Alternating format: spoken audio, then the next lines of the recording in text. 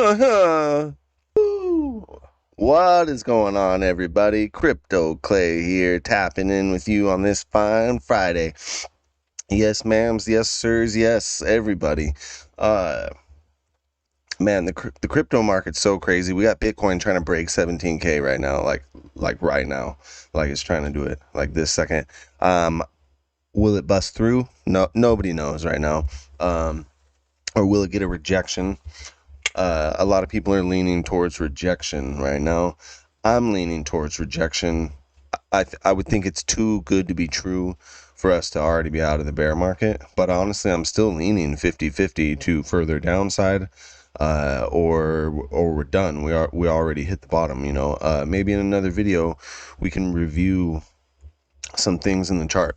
But this one, I'm trying to cut my video times down. But people like us, once we start talking about crypto, we can really just go nonstop.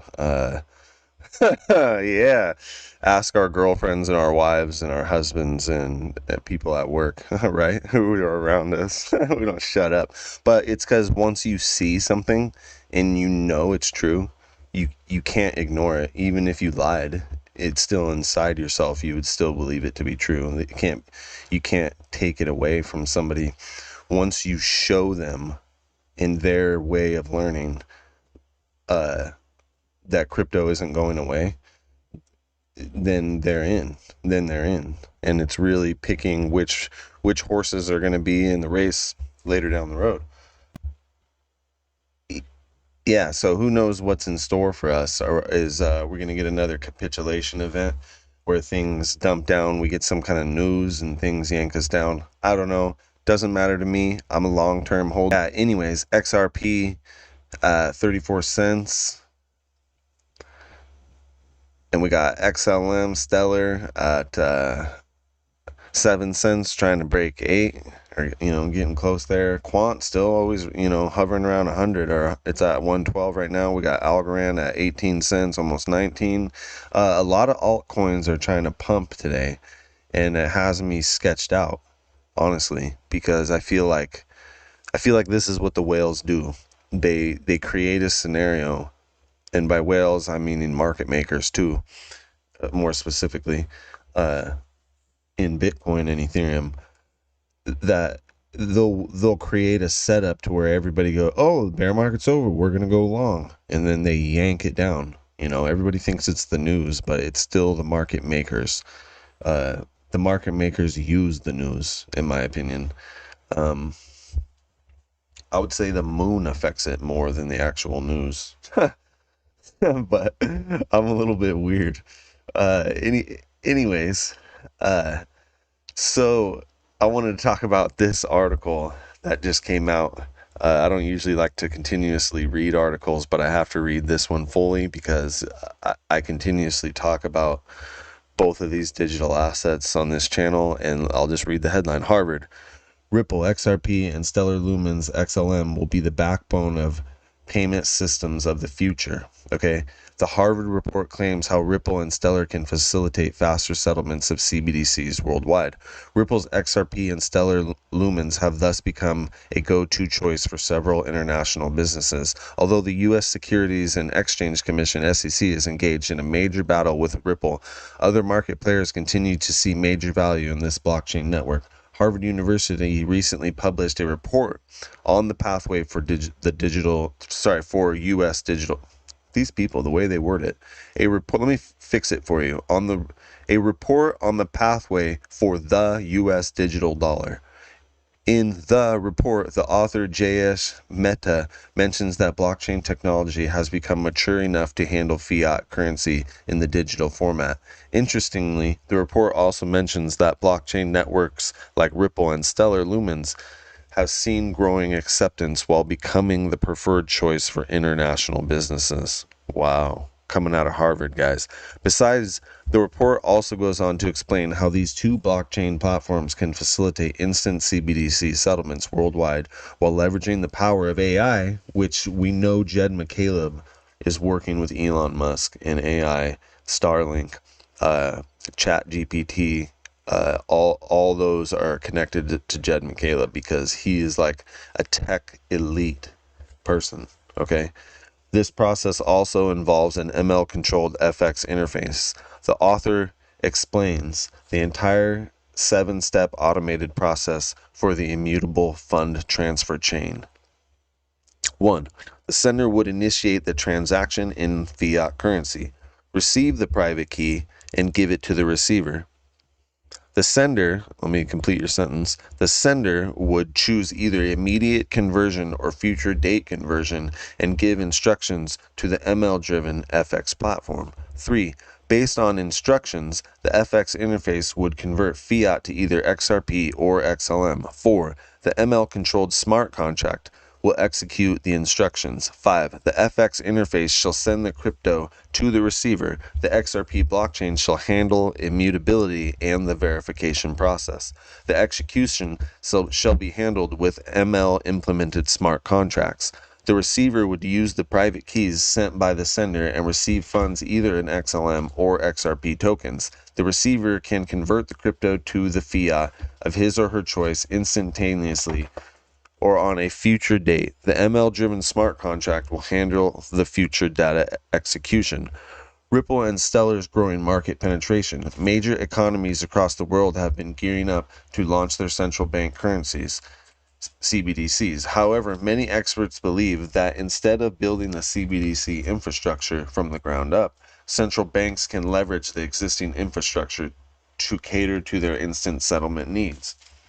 As per the latest report, the Stellar Lumens blockchain can serve as the base layer for CBDCs worldwide. Stellar Lumens CEO Danelle Dixon recently stated that they are keen to work with the war-torn country of Ukraine to launch their CBDC, which I've talked about that in this channel before. Furthermore, Stellar Lumens, along with Ripple's XRP, have become part of ISO 222. See, everybody says, oh, this crypto is ISO 222 compliant. This one's ISO 222 compliant.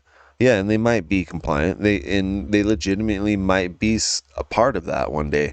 But if you actually go to the International Standards Organization's website and you go to 222, the only actual crypto direct people on there is RippleNet. It just says RippleNet. It doesn't say Quant Overledger. It doesn't say Stellar Labs or anything like that. It literally just says RippleNet and a couple other names that are tied to Ripple and possibly other blockchains, but it's blatantly just says RippleNet. I'm not saying those other blockchains won't be implemented later down the road, because there are other ISO standards, and those ones do list those other protocols. They're just not ISO 222 compliant. That's where everybody fails, in my opinion.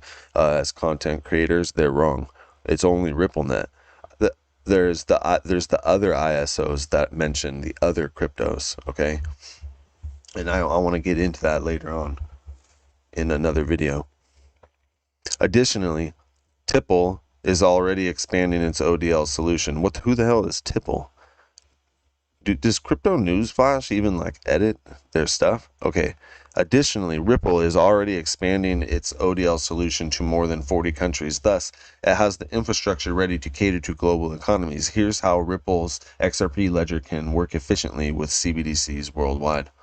So yeah, straight out of Harvard. Boom. Bam. Super cool.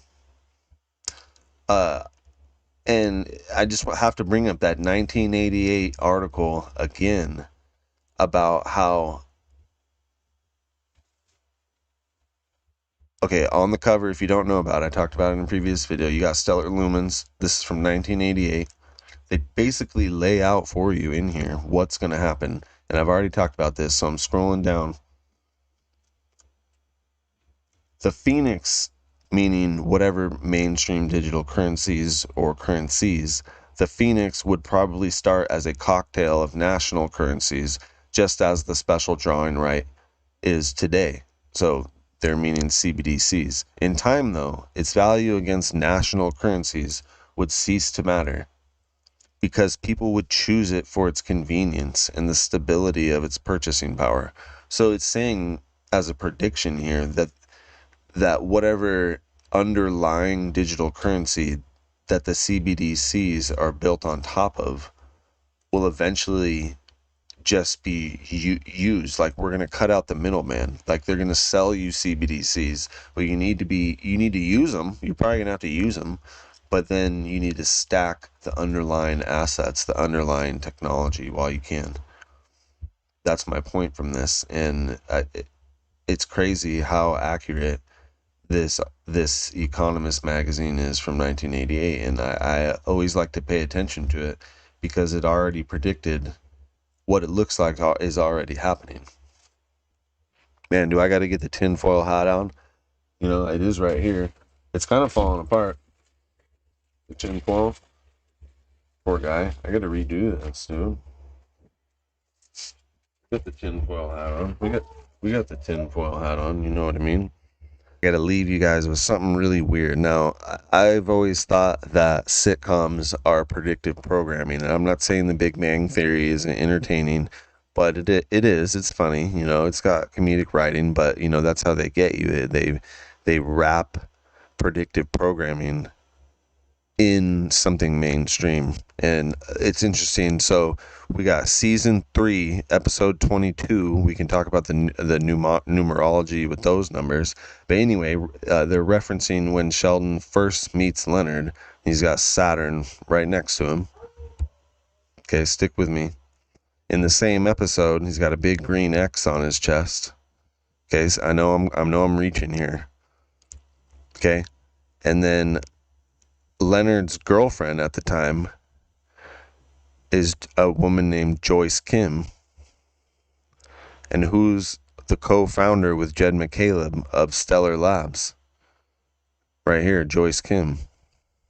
Now, I'm not saying they made an intentional connection, and it, you know, I probably just made it look that way a little bit, but I do believe it's predictive programming because that's a very old TV show. I thought it was really weird. Just really weird. All right. I'm going to leave you with that little weird tinfoil hat feature. This is Crypto Clay tapping out. Peace and love.